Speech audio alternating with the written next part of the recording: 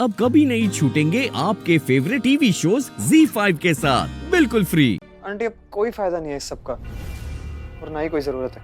क्यों जरूरत नहीं है? क्योंकि अब तुम बड़े हो गए हो।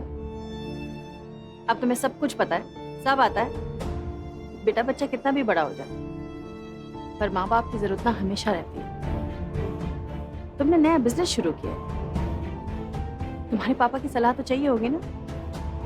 बिना माँ बाप के आशीर्वाद के कोई भी काम ना सफल नहीं होता।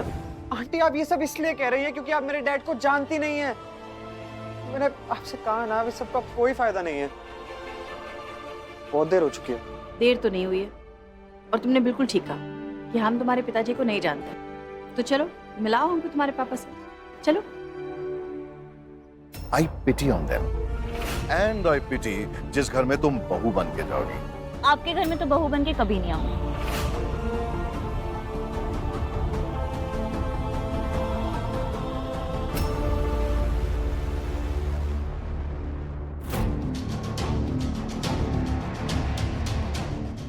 क्या हुआ? आप लोग हमको ऐसे क्यों देख रहे हैं, जैसे हमसे कोई बहुत बड़ी गलती हो गई है?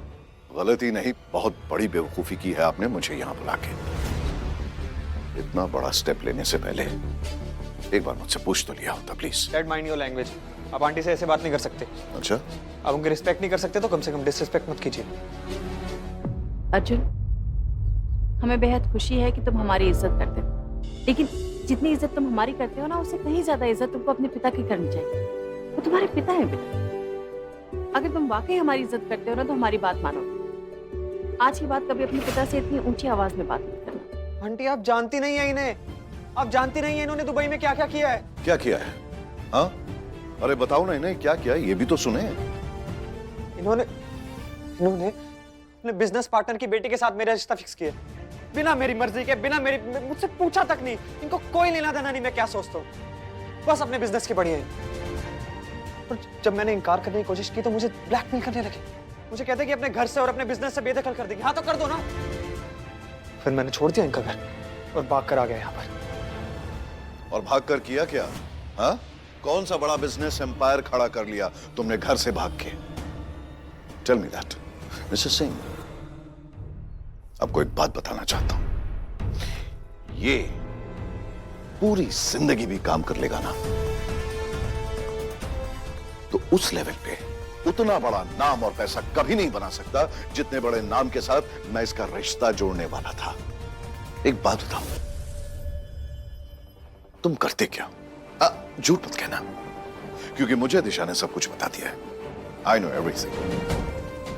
वो क्या कहते तुम लोग, so called wedding planner, event company, छोटे मोटे लोगों की शादियां कराना, मंडप तैयार करना, यही सब काम करते हो ना तुम। मैं नहीं चाहता कि मेरे पापा को मेरे बिजनेस प्लान्स के बारे में पता चले। चाहता हूँ कि वो मेरी सक्सेस स्टोरी खुद न्यूज़ और मीडिया में पढ़ेंगे तभी उन्हें पता चलेगा कि उनके बेटे ने बिना उनके सपोर्ट के उनके जितना बड़ा स्टेटस गेन किया है। तो प्लीज़ अगर कभी ऐसा हो कि तुम मेरे पापा के सामने आओ तो उन्हें हमारे बिजनेस के बारे में ना बताना। Promise me? I promise. कभी नहीं बताऊंगा। तुमसे और उम्मीद भी क्या की जा सकती थी। ZEE5 ऐप डाउनलोड करें और देखें सारे एपिसोड्स बिल्कुल फ्री।